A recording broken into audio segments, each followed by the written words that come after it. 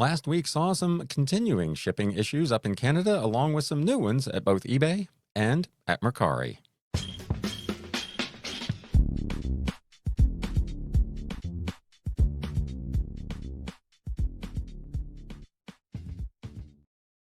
What is up, Galaxians? Welcome to episode number 277 of the Galaxy CDs Rocks and Flips Reseller Talk podcast. My name is Ryan, and we've got just a little bit of reselling news this week, most of which probably has already been resolved by the time you hear this.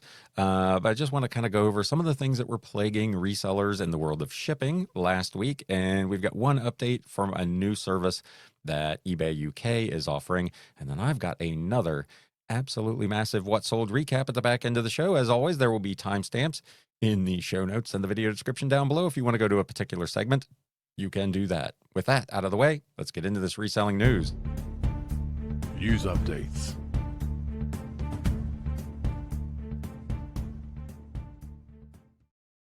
So we'll start with an issue that's already been resolved, and to their credit was resolved fairly quickly, but during the holidays, these are bad things to have had happen. This article appears over on Value Added Resource, and of course there will be links to all of these in the notes down below as well. eBay USPS Hazmat Snafu Hazard to Seller Mental Health as holiday shipping cutoffs approach. We're in kind of the home stretch here, the last week or so of shipping, among the busiest times of the year for shipping, and eBay had a major issue. Again, to their credit, it is fixed, and it was fixed fairly quickly, but probably not without quite a bit of pain and mental anguish among sellers. There was a technical issue impacting some eBay labels for USPS Ground Advantage on December 12th, which they say has now been resolved. So this was just for one day, for part of the day in the morning. They say it affected some Ground Advantage labels, not necessarily all. Let me know in the comments down below if you're watching on YouTube or listening over on Spotify whether this impacted you. Impacted labels, they say, were generated indicating the package contained hazardous goods identified with the oversized letter H in the upper left corner of the label. If you had not already shipped those impacted packages, we recommend that you void the label and generate a new label. I don't know how eBay handles that in terms of the money. I know I ship with Pirate Ship, which I talk about all the time. And on Pirate Ship, once you've printed the label, you can request that it be voided, but it can be up to 30 days before you get a credit back for the purchase of that label, because they wait for the post office to confirm that that label has in fact not been used. So let me know if you were using the eBay labels, you bought and printed a label, then noticed that it was wrong. Did you go back in and void that label? And if you did you get your money back into your payment account immediately? Again, I know on Pirate Ship, that is not the case. You have to wait. If you had a bunch of these shipments that you bought labels for and then had to void and reprint, you paid twice for labels, and it might be a little bit before you get your money. So let me know how that went. If you had already shipped the item, they say that the item will be processed for delivery by the post office. Seller protections, they noted, for late shipment will be extended for these transactions. Sellers, of course, were in a panic all morning as those labels purchased through the platform appeared to be designated as hazardous items, even though they weren't. So again, let me know in the comments, did you get caught up in this? And what was your final resolution? And tell me about your money. The next day, eBay continued to experience problems, this time with QR codes failing, as sellers experienced shipping glitches for the second day in a row. eBay sellers were experiencing technical problems with labels purchased from the platform, as QR codes were not working when taken to the post office to print labels. There's a whole list here of people saying they sold an item, purchased a QR code. When they took it to USPS, scanned the code, and it wasn't working. Another one scanned it 3 times in 10 minutes at the post office, and it was never recognized. Is the system down? What's going on? I don't know. Were you able to scan these at home and print a label, or did you have to go in and print a label? Again, I don't use eBay's labels or QR codes. I actually print the labels. So this was not something that impacted me, so I can't speak to it personally, but a lot of folks were affected by it. It was not clear, the article points out, if the issue was related to the previous day's problem that was causing those USPS Ground Advantage labels to be designated as hazmat. However, with that issue having been fixed within a few hours, all the reports of today's problems so far appear to be for labels printed that day. So this writer said it seems unlikely that they were connected. other, of course, than the fact that they were both part of the eBay label generation system. eBay community reps had not yet responded to multiple forum posts about the issue, and unsurprisingly, eBay's system status page showed no outages or disruptions. And as was noted the previous day, these technical issues could not come at a worse time, as sellers are already stressed about rapidly approaching holiday shipping deadlines and the potential fallout if orders are not delivered on time. So let me know if you experienced either of those issues on eBay. Mercari was not immune from shipping problems last week. We talked on the Wednesday live that on Tuesday, Mercari's label generation system was down for a good part of the morning that day. And then they posted some really confusing automated messages regarding UPS SurePost and FedEx Ground Economy shipments. Now, we had talked several months ago that as part of the United States Postal Service Postmaster Louis DeJoy's Delivering for America program, or whatever he calls it, that they were doing away with these dual use labels and probably not going to process packages that were incorrectly dropped off. So if you're not familiar with UPS SurePost or this FedEx Ground Economy thing, essentially it's a last mile delivery by the post office. So you print a label, it's got two barcodes on it, one for UPS or FedEx and the other for the post office. And UPS or FedEx handles delivery up until it gets to the local kind of post office level, at which point it's dropped off with the post office, who then does what they call last mile delivery. They are trying to get out of that business altogether. They don't want to do it anymore. I can personally attest to a reason why they do not want to. I ordered something for some Christmas gifts. It was sent through a similar program to me through a DHL program and has been stuck at the post office in Cincinnati for 8 days. Got all its DHL scans, got scanned when it got dropped off at the post office regionally in Cincinnati, which is 25 odd miles from where I sit as I record this. And it's been there for 8 days. So they're not really good at this anyway. They want to get out of it. But one of the key things that they brought up was, and we talked about it at the time, if you used this program and you took these packages to the post office instead of UPS or FedEx, they were not going to deliver them anymore. In the past, they went ahead and just took care of it for you. They would either get it to UPS or FedEx for that portion of the delivery that they were responsible for, or they would just scan it and send it on. As part of this new program, they were no longer doing that. In fact, they had said that they would seize and likely destroy these packages. So, for some reason, all of a sudden, 2 months later, Mercari posted a message on their site, which confused a lot of people who thought that they had individually done something wrong. They have since updated it. It's still kind of confusing, but at least it's talking about what's going on here. Mercari added additional automated messaging that includes that FedEx Ground Economy, which was previously known as SmartPost, as well as, again, UPS SurePost, warning sellers that these packages, as I just said, can no longer be dropped off at USPS facilities. Most importantly, as you can see if you're watching on YouTube, that message now includes the verbiage that Mercari's shipping protection doesn't apply. So if you printed a SurePost label and you took it to the post office instead of UPS, and the post office does what they say they're going to do, they seize and destroy that package, Mercari is not going to protect you from your mistake. So be aware of that. Unfortunately, the article continues. The messages still seem to be confusing a lot of sellers, with many posts from confused users who aren't sure if it means there's something wrong with their shipments. This message, and the initial message, was even worse in terms of its verbiage. It looked like it was being directed at you specifically, but when you clicked it, it just went to a further generic explanation. It didn't take you to any specific shipments. So a lot of sellers thought they had done something wrong because of the way this message was communicated. Couldn't have anything to do with all the layoffs at Mercari, could it? Am I being cynical this morning? Anyway, sellers were rightly concerned that items which may have actually been dropped off incorrectly will be destroyed.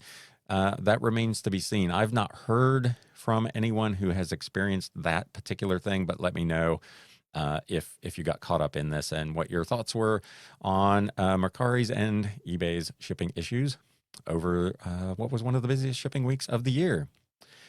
Continuing with shipping woes, this one in Canada, as you may be aware, you should be aware, the Canada Post strike is now in its fourth week, and UPS has added a demand surcharge and suspended pickups for Canada as that postal strike continues. UPS has instituted a demand surcharge and pickup restrictions for Canadian shipments as the strike drags on with no end in sight, from what I can gather, leaving online marketplaces scrambling to keep their sellers and buyers in the loop during this holiday shipping period. eBay, she notes, is to be commended for taking a proactive approach to communications. They made an announcement in their Canada Community Forum about the surcharge and service impacts. It read, due to a surge in shipment volumes as of December 8th, 2024, UPS has applied a demand surcharge of $2 Canadian to all parcels in its Canadian network. This includes domestic shipments, imports into Canada, and exports from Canada to the United States. The surcharge has been reflected on eBay labels and in calculated shipping beginning on December 10th. If you purchased a UPS label on eBay between December 8th and 9th, you will not be issued the surcharge. So that's good news. If you did, this went into effect on the 8th. If you bought a label on the 8th or the 9th, you're not going to get penalized. You're not going to get, at least eBay is saying, you're not going to get back charged for that. Additionally, UPS has suspended on-call pickups for domestic standard shipments as of December 4th due to the surge in parcel volumes. On-call pickups do remain available for air and international shipments. There are a couple of other shipping services in Canada that have done similar things. They've either eliminated on-call pickups or they have limited the number of items that will be picked up at a particular location in a single day. So it is a real mess up in Canada. My heart goes out to businesses and buyers alike in Canada. It is really ugly up there. Sellers can still access shipping labels from UPS and FedEx at eBay negotiated discount rates through their labels, and eBay will continue to monitor the situation and adjust guidance as necessary. Again, good to see that eBay is automatically reflecting that surcharge in calculated shipping, but there's a catch. If you are one of those sellers, of course, who uses flat rate or free shipping, you're going to probably want to make manual adjustments to account for the fact that those labels are going to be $2 Canadian more than they would have been previously. Then you will have to go back and undo that when that surcharge goes away. So again, I talk about all the time, one of the reasons that I use customer paid calculated shipping is because these things always get reflected in the price when there's a change like this. I don't have to make any adjustments manually to 11,000 plus listings in my case. So that's my take on this. If you use that way, you don't have to deal with any of this. If you are a flat rate or free shipping user, you might want to make some adjustments. Apparently, as of the time of this writing, no other marketplaces or shipping providers had made similar announcements. But of course, this is UPS nationwide in Canada, so it's not going to be just an eBay specific thing. So be aware of that. That's what's going on up in the Great White North. Last thing, this one over in the UK, eBay has launched a trade-in program for old phones in partnership with a firm called PhoneHouse. eBay UK launched this new program, which allows users to trade in old tech devices for vouchers that can be used to purchase new devices as part of their ongoing circular economy and sustainability initiative. The new program, creatively called Trade-In, over the years, they've hired all these marketing people to come up with clever slogans and catchphrases, and the name for this program is Trade-In. How creative. It is an exclusive partnership with a company called PhoneHouse, and here's how it works. Head over to eBay Trade-In, determine the value of the device. Just enter the model number and condition to find out its trade-in value. Choose your offer. You may choose either an instant voucher, which you can then use towards the purchase of another device, or you can be paid out directly to your bank account. If you choose the eBay coupon, it can be redeemed within 48 hours of issuance. If you choose payout to your bank account, you'll receive the money within 5 to 7 days after PhoneHouse have checked the condition of the old device. Then just post your item. Users have 14 days to send in their old device free of charge and insured up to 150 pounds. After eBay's trade-in partner PhoneHouse has received the package, they will use an ADISA accredited solution to securely erase all data from the old device for peace of mind. My recommendation is that you try to do as much of that as you can yourself before you send the thing off. And in an effort To entice users over there in the UK to try it out, eBay is offering customers who trade in selected items the chance to receive an additional £50 on top of the assessed trade-in value from the 9th of December through the 3rd of January of next year. If all of this sounds familiar, maybe because eBay has operated a similar program in the US since 2018, which is called instant selling. It's all part of eBay's certified refurbished program and other circular economy initiatives, which the company has tried to paint as friendly to right to repair, but some users say is really just a way to gate and limit competition. Computer and electronics refurbisher John Bumstead has been raising concerns about the eBay refurbished program for years, particularly alarmed by the fact that both sellers and consumers may not be getting the full story behind the program because eBay locks participants into strict non-disclosure agreements in order to participate. He asks, you've never heard eBay refurbished sellers talking about how the program is going?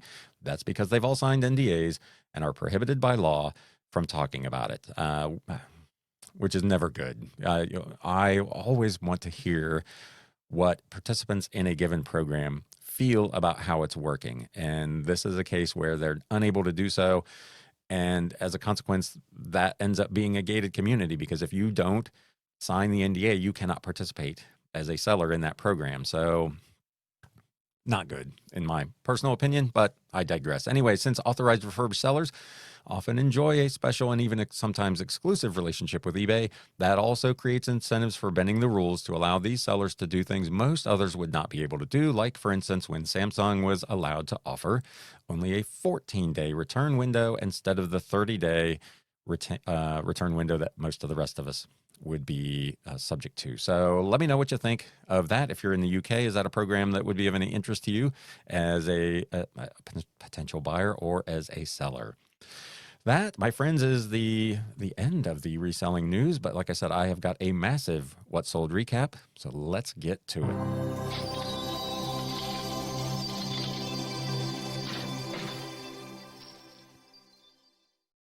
It has been another just absolutely amazing week here at the Galaxy. I posted over on Instagram at Galaxy CDs Rocks.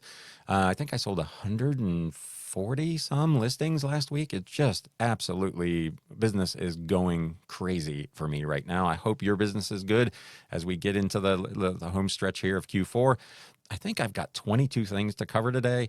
Some of them I'll cover a little bit in depth. Some of them we're going to just kind of blow through just to give you an idea of some of the stuff that's selling here at the Galaxy. This first item sold over on eBay, Holy Bible, Holman Self-Pronouncing Red Letter Edition, leather with a bookmark from 1942. This was in fantastic condition.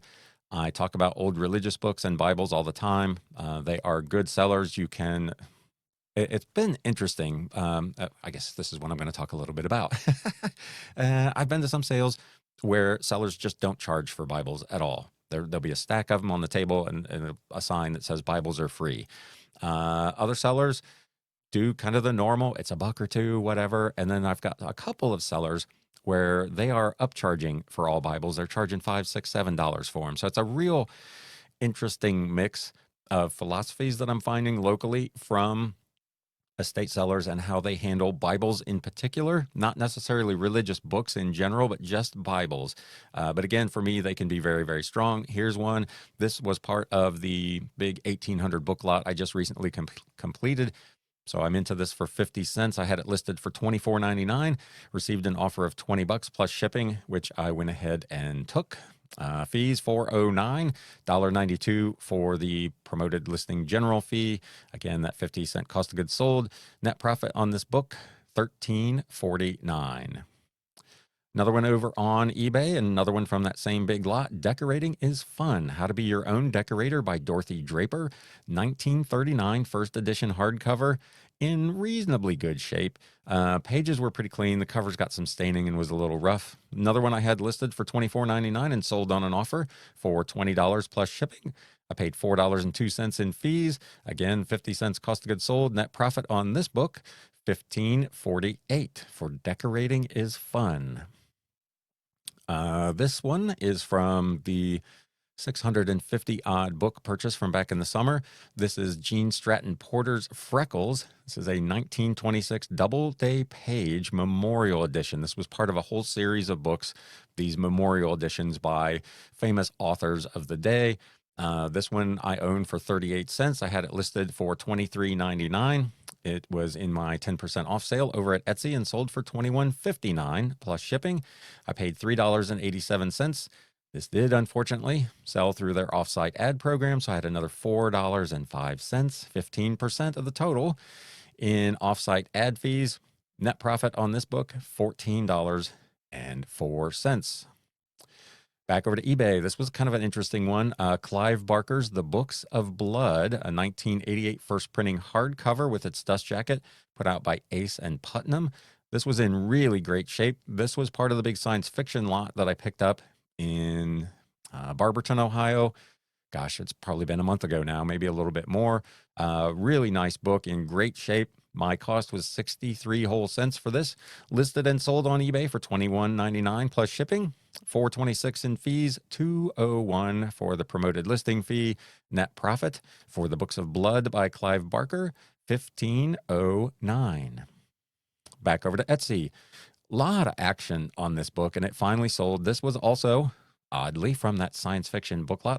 I'm finding as I go through these boxes, there was a lot of stuff in there that ended up not being science fiction, which is fine. It was all sellable stuff like this, but it's just really interesting. He had told me initially it was 400 books. It ended up being 515, if I remember correctly. And again, a ton of it that ultimately was not science fiction, like this one, Adolf Hitler, Pictures from the Life of the Fuhrer. This was compiled by Maurice Kelly.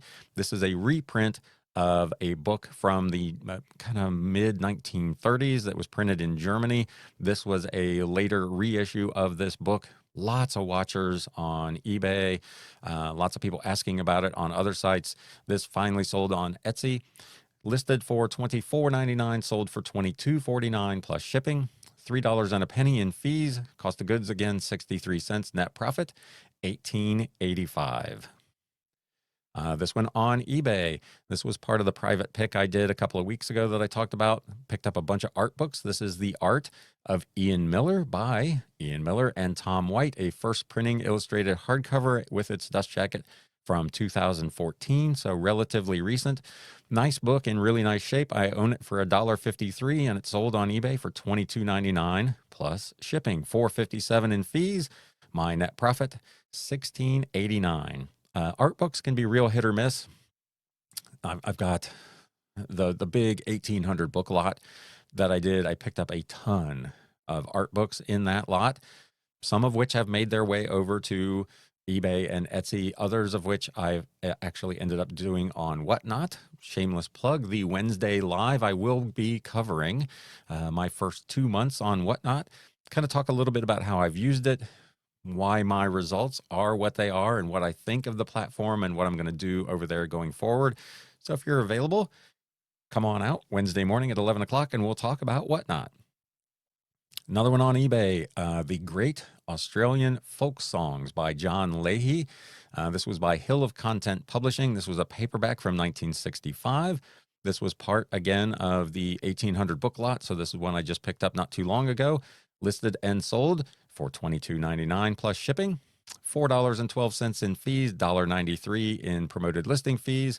Again, 50 cents cost of goods sold. Net profit $16.44 for Great Australian Folk Songs. This is from the 15,000 book lot from a couple of summers ago. American Iris Society, The Iris, an Ideal Hardy Perennial, an illustrated hardcover in its dust jacket from 1949. Dust jacket on this, to be fair, was super rough. If you're watching on YouTube, you can probably see the dust jacket has quite a bit of damage. Again, my philosophy is if the dust jacket is there and it's not completely falling apart, I usually go ahead and include it and let the buyer decide whether they want to keep it or not. This item was listed for $27.99 and sold on an offer for $25.19 plus shipping. I paid $4.89 in fees, $2.34 in promoted listing fees. Again, cost of goods sold a whopping 4 cents. Net profit $17.92.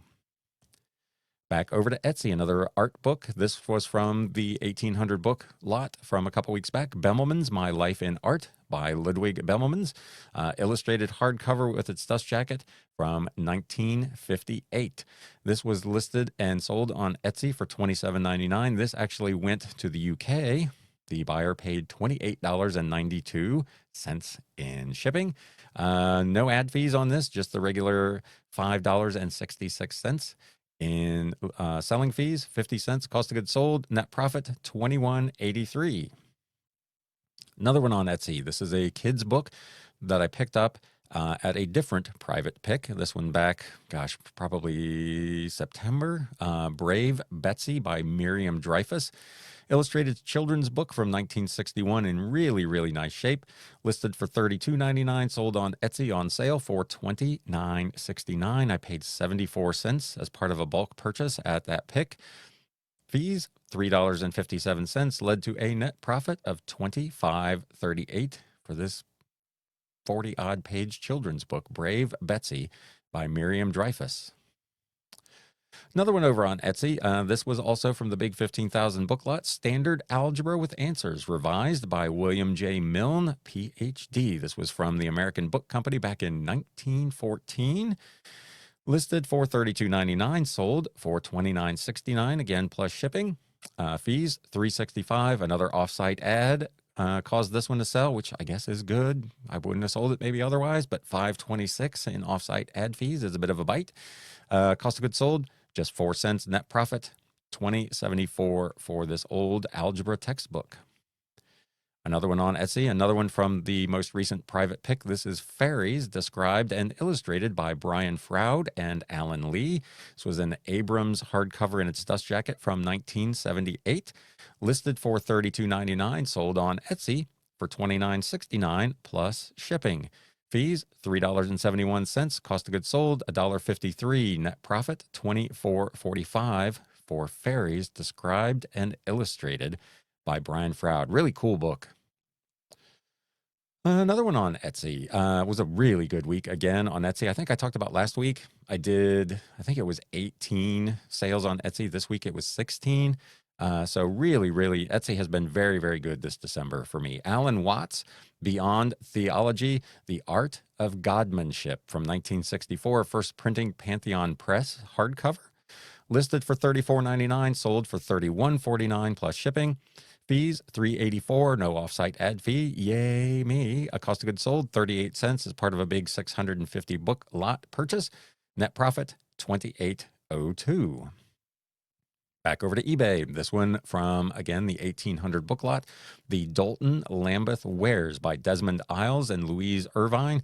It's from 2002, illustrated hardcover with its dust jacket, listed and sold for $29.99 plus shipping. Shipping was $7.63. This was a big coffee table sized book about this Dalton Lambeth pottery and porcelain type stuff. Fees, $5.87, $2.85 in promoted listing fees. Cost of goods sold, again, 50 cents. Net profit, $20.77. Another one on eBay. This is one I've had for a couple of years. So this was on sale for, I believe, 20% off my original asking price. And then I did send out an additional offer to a watcher and sold Radio Crime Fighters, over 300 programs from the Golden Age by Jim Cox. This was a hardcover from 2000, part of a big collection of like radio and vintage TV program books that I bought a couple of summers ago for a couple of bucks a piece. This was on sale for $35.99, sold on the offer for $32.39 plus shipping. My fees were $5.74. Again, the cost of goods sold was $2. Net profit on Radio Crime Fighters was $24.65. Another one on eBay, another one from the 15,000 book lot, The Gift That Just Keeps Giving, Jesus the Healer Divine, 15 Sermons by Clarence H. Erickson. This was from 1927, second edition hardcover in really nice condition. Listed for $39.99, sold on an offer for $35.99 plus shipping. Fees, $5.87, no promoted listing fee. Cost of goods sold for whole pennies. Net profit, $30.08 for this religious book. And again, another old religious book, Jesus the Healer Divine from 1927. Back over to Etsy and another religious book. This from the recent 1800 book lot, The Bible, a New Translation by James Moffat. This was a study edition with concordance, hardcover in its dust jacket from 1971. This is like a, 24th edition or something of this book. So Not particularly anything unique or antique, but just a really collectible book. I see these all the time, dating back sometimes into I think the 1930s. So be on the lookout for these. The Bible, a New Translation by James Moffat. This was listed for $42.99, sold for $38.69 plus shipping. Again, offsite ad program, $6.72 for that, for $62 in regular fees. So, gosh, $11 in fees on a $42 book. It's a bit steep, but nonetheless, it's gone and on its way. Cost of goods sold, 50 cents. Net profit, 27.60. This is an interesting one. These were all from the big science fiction book lot that I just talked about. So my cost of goods sold on these 5 books was totaled $3.15. So this was Down Below Station by C.J. Cherry, Tanith Lee, Tales from the Flat Earth, Knight's Daughter, and what else here? Tanith Lee, Red as Blood, or Tales from the Sisters Grimmer. Tanith Lee again, From the Flat Earth, Lords of Darkness, and then City by Clifford D. Simak. So this is 5 kind of book club edition hardcovers with their dust jacket, sold to a buyer overseas. If I remember right, he messaged me. I use eBay's international shipping program. He messaged me asking about shipping costs because shipping costs to him were, I believe he said $55. And he was asking if there was any way I could ship them any less expensively. And I explained, because of the program that I use, I don't have any control over shipping costs. I assumed he was not going to buy these, but 10 minutes later, I got the order for these 5 books, which totaled $48.95. The U.S. portion of the shipping was $9.11. His order total to me was $61.53. I paid $8.20 in fees, $4.06 in promoted listing fees. Shipping cost for me was just $6.65 because it was cheaper to ship these by Ground Advantage than by media mail.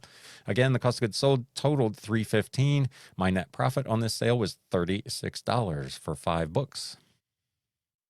Another one on eBay, The Guardian of the Baha'i Faith by Ryuhi Rabbani. If I think I said that right, this was an illustrated paperback from 1988. Really difficult to find book. This was part of the 650 book lot from back in September, listed and sold on eBay for $51.99 plus shipping.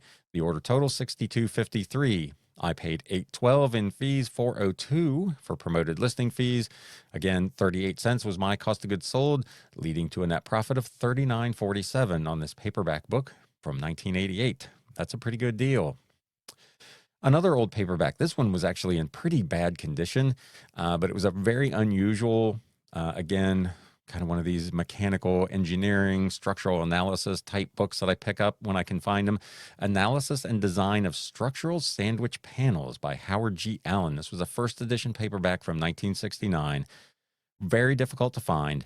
This was, again, in pretty bad condition. Lots of wear and damage on the cover. The spine had a little bit of damage. Some note-taking. It was really pretty rough, but it is a fairly rare and hard-to-find book. I had it listed for $59.99, and this sold, again, through the international shipping program for $59.99. The order total was $67.85 to me. I paid $9.09 in fees.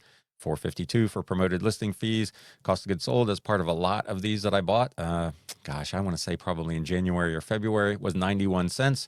Net profit on this bad boy, $45.47.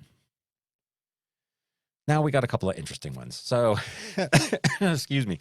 These are both, these next 2 items are both from the 1800 book lot. They are both things that were just randomly stuck in a box. That I did not know were even going to be there. This first one is a really interesting item that I had no clue really what to do with. So this is the Vincent Price Collection of Fine Art. It's essentially a 5-page catalog and price list. This collection of art by Vincent Price was put together by Sears in the 1960s. The blurb on the back that describes what's going on here is listed as a quote from the New York Times from 1963. That was the only dating on this thing. And it is literally 4 or 5 pages of a typewritten list of artworks that were part of this collection that was handpicked apparently by Vincent Price in the 1960s, and their prices. There are no illustrations. There's no photos of any of this art. It is literally just a I think the total was 8 pages, including front and back cover, staple bound, little booklet, literally nothing but the names of the art and the prices. I couldn't find anything about this, but I thought, this is just a weird enough item, and Vincent Price has enough of a cult following.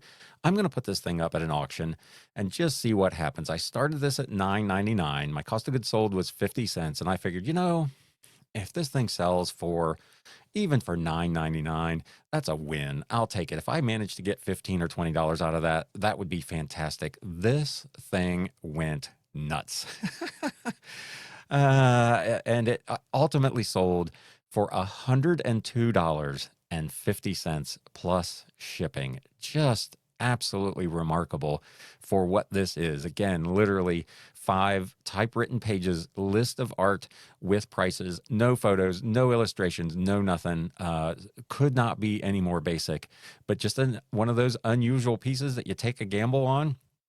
Again, just by listing it, you're taking a gamble. It doesn't cost you anything, but I had no idea that this thing would bring this kind of money, $102.50.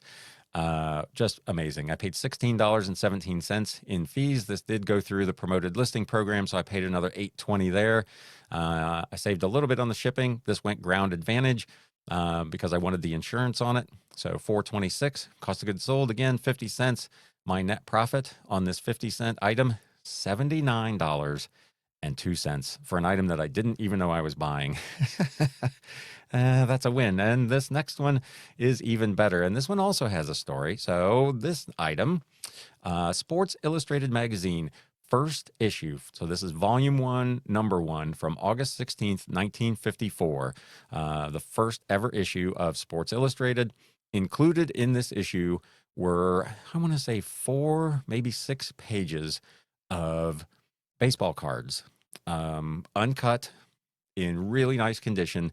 This magazine, very, very difficult to find. An original, there was a reprint of this, I want to say maybe in the 1990s, that says right on it, collector's copy reissue or reprint, something like that. But this was the honest to goodness original issue 1, volume 1, Sports Illustrated magazine from 1954. It was in really pretty good shape. And again, this was an item in that big 1800 book lot that was just stuck in a box that, as I'm sorting through, I came across, got to looking at it and saw what the comps were. And I was like, oh, this could be a good one. So I ran this at auction 2 weeks ago and it sold for $154 and the guy never paid. I sent out a second chance offer to the second potential buyer at $131. They declined to take me up on it. So I just put this thing back up again at auction, starting at $59.99, and it sold for $200.25 plus shipping. Terrific.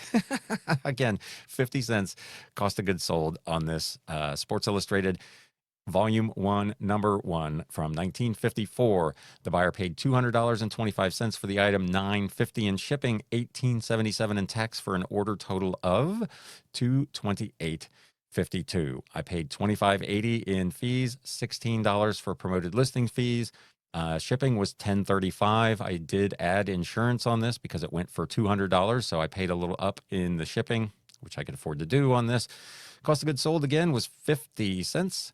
Net profit, $157.10 on this magazine. Absolutely terrific way to close out this week of selling. I hope you all had a fantastic week. As always, thank you so much for coming by, spending a little bit of your time here with me this week. If you got something out of this episode, please do me a favor and hit that thumbs up button. I would appreciate it. And if you're not currently a subscriber or a member of the channel or a follower of the podcast, please consider doing that as well. With that, my friends, it's time to sell. Thanks, guys. You have been listening to the Galaxy CDs Rocks and Flips Reseller Talk podcast. Thank you so much for tuning in, and we will catch you again next time.